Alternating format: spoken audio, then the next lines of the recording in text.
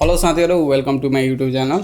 आज अटोफिल एक्सटेन्सन तपाईँ आफ्नो क्रोम वा फायरफक्समा राखेर केमा युज गर्न सक्नुहुन्छ र यसको फाइदा के छ आज म यसैको बारेमा बताउने गरिरहेको छु।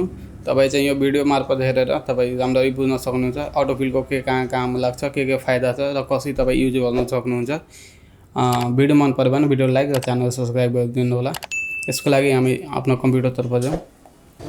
यो अटोफिल एक्सटेन्सन युज गर्नको लागि तपाईँ जुन पनि ब्राउजर चुज गर्नु होला। म चाहिँ तपाईलाई फायरफक्समा गएर आएको छु। एक्सटेन्सनको लागि तपाईँ सबैभन्दा पहिले आफ्नो ब्राउजर खोलेर यो थ्री डट यहाँ चाहिँ थ्री डट दिएकोमा क्लिक गर्नु होला। त्यसपछि गएर सेटिङमा गएर तपाईँ कुनामा हेर्न सक्नुहुन्छ एक्सटेन्सनको अप्सनमा गएर तपाईँ सर्च गर्नु होला अटोफिल सर्च गरेपछि तपाईँ इन्टर थिच्नु होला। त्यसपछि तपाईले पहिलो अप्सनमा यहाँ आएको अटोफिल एक्सटेन्सनमा क्लिक गरेर तपाईँ एड टु आफ्नो फायरफक्स वा क्रोममा भयो भने क्रोम आउँछ, त्यो चाहिँ एड गर्दै लिनु होला। पर्मिसनहरू दिइहाल्नु होला यसलाई। त्यस पछाडि तपाईँ यहाँ चाहिँ प्याक गरेर तपाईको यो एक्सटेन्सन तपाईको ब्राउजरमा एड भइसक्यो। तपाईँ यहाँ हेर्न सक्नुहुन्छ आइकन चाहिँ देखा पर्छ तपाईको क्रोममा। त्यसपछि तपाईँ आफ्नो फर्म भर्नु होला। म एक्जाम्पलको लागि भरेर तपाईको म पासपोर्टको फर्म भरेर हेराउने गर्छु।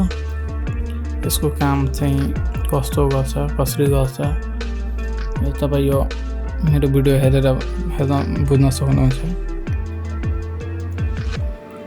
कुनै एउटा एक्जाम्पलको लागि यो चाहिँ एउटा सिट यहाँ खाली रहेको छ, यसको म पासपोर्टको फर्म भर्छु अनि तपाईँ हेर्नु होला। तपाईँ जुनसुकै फर्म भर्नको लागि तपाईँ योबाट हेल्प लिन सक्नुहुन्छ। तपाईँ यता गए पनि म बुझाउँछु, पहिला यो हेर्नु होला। यसको लागि म यहाँ पहिला त पुरा फर्म भर्छु, सबै जे जसो फर्म छ सबै भर्छु। तपाईलाई म फर्म सबै भरिसकेपछि यदि तपाईँ पासपोर्टको फर्म कसरी भर्ने बारेमा जान्न चाहनुहुन्छ भने मेरो पहिला नै भिडियो रहेको छ, त्यसको लिङ्क चाहिँ भिडियोको डिस्क्रिप्सनमा रहेको छ। तपाईँ त्यहाँ गएर हेर्न सक्नुहुन्छ पासपोर्टको फर्म कसरी भर्न सक्नुहुन्छ तपाईँ आफ्नो मोबाइल वा ल्यापटपबाट। त्यसको म अलि स्पिड बढाइदिन्छु।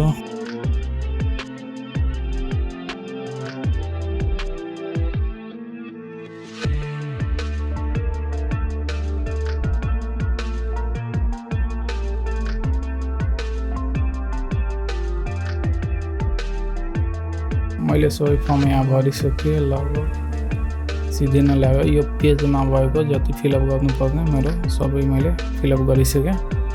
अब यसपछि बताउँछु म यो सबै फर्म फिलअप गरिसकेपछि यदि तपाईँको केही एरर आयो भने तपाईँ यो पेजलाई कसरी सेभ गर्ने, त्यसको लागि तपाईँ त्यो अटोफिलको आइकनमा क्लिक गर्नु होला। त्यसपछि तपाईँ यहाँ जेनेरेट फर फाइलमा गएर यहाँ न्यूमा गएर यो पेजलाई के नामले तपाईँ सेभ गर्नुहुन्छ, म यहाँ पेजको नाम लेख्छु।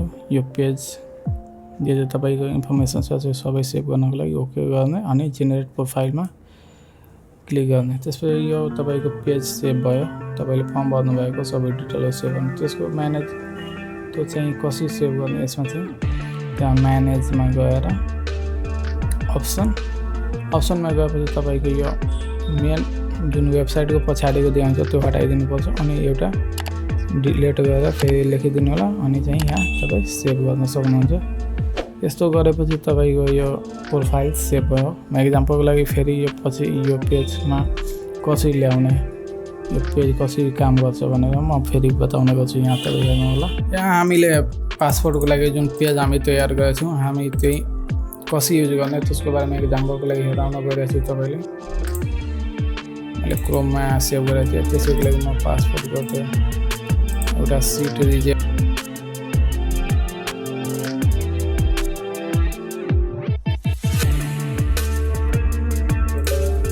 हामी यो पेजमा आइसक्यो। अब हामी चाहिँ यो पेजलाई सेभ गरेको, अटोफिलमा पेजलाई सेभ गरेको, यसमा सबै डिटेलहरू कसरी ल्याउन भन्दाखेरि त्यसको लागि हामी यो आइकनमा गएर क्लिक गर्छौँ।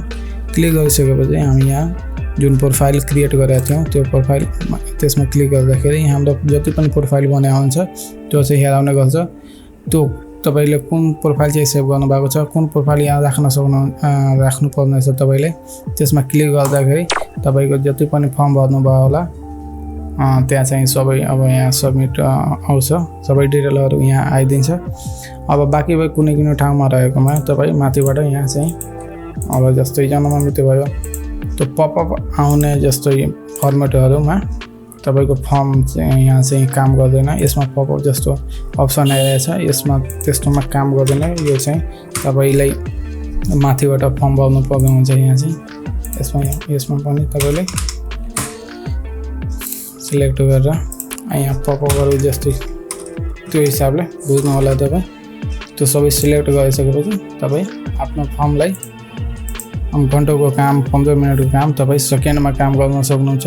यसै तपाई चाहिँ अटोफिलको युज गर्न सक्नुहुन्छ या तपाईको यो राष्ट्रिय परिचय पत्रको फर्म होस् या कुनै लघुवित्त बैंक वा पासपोर्ट जुनसुकै फर्ममा समटाइम अब एरर हुने गर्छ। त्यसको लागि तपाई फेरि पछाडीबाट अगाडि आउँदाखेरि फेरि फिलअप गर्नुपर्ने हुन्छ। त्यसमा त्यस्तो अवस्थामा तपाईलाई यो एक्सटेन्सन धेरै काम लाग्ने गर्छ। भिडियो हेर्नु भएकोमा धेरै धन्यवाद। भिडियो मन पर्यो भने भिडियोलाई लाइक र च्यानललाई सब्स्क्राइब गरिदिनु होला। आगामी दिनमा पनि म यस्तै भिडियो ल्याएर आउने गर्छु, तपाई चाहिँ हेर्दै गर्नु होला।